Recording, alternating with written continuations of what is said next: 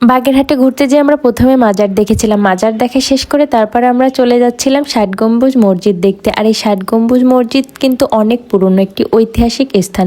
আর এখানে যেতে কিন্তু প্রত্যেকেই এখানে টিকিট কাটতে হবে। টিকিট নিয়ে আমরা ভিতরে প্রবেশ করবো। আর এই মাজারটি কিন্তু মানে ষাট গম্বুজ মসজিদটি একেবারে রাস্তার পাশে অবস্থিত, মেন রোডের পাশেই এখানে অবস্থিত। তারপরে আমরা টিকিট নিয়ে সবাই ভিতরে ঢুকে গেলাম। আর এই এরিয়াটা অনেক বড় ছিল, আমি অত সব ঘুরে দেখতে পারিনি, শুধুমাত্র আমি ষাট গম্বুজ মসজিদটা ঘুরেছিলাম। এটা দেখতে অনেক সুন্দর, আর এখানে পরিবেশটা অনেক সুন্দর করে সাজানো হয়েছে ফুল গাছ দিয়ে।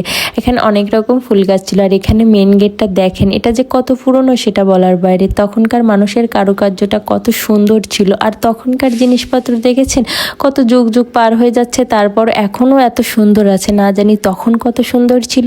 তারপরে আমরা মসজিদের ভিতরে প্রবেশ করলাম। আর এই ভিতরটা এত ঠান্ডা ছিল, আমি বুঝতেই পারছিলাম না যে এর ভিতরে এর ভিতরে কিছু একটা পাথর লাগানো আছে, যে তার জন্য ভিতরটা এত ঠান্ডা। আমি সঠিক জানি না, এই জন্য বলতে পারলাম না।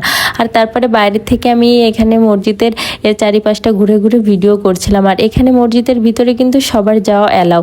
আর তারপরে আমরা খাওয়া দাওয়ার জন্য চলে আসি বাইরে, একেবারে ষাট গম্বুজ মসজিদের সামনেই এখানে অনেক রেস্টুরেন্ট পেয়ে যাবেন। আর আমরা যে রেস্টুরেন্টে খেয়েছিলাম এখানে কোনো মাংস ছিল না, তাই আমরা এখানে চিংড়ি মাছ, অন্যান্য ছোট মাছ বা রুই মাছ এগুলোই খেয়েছি।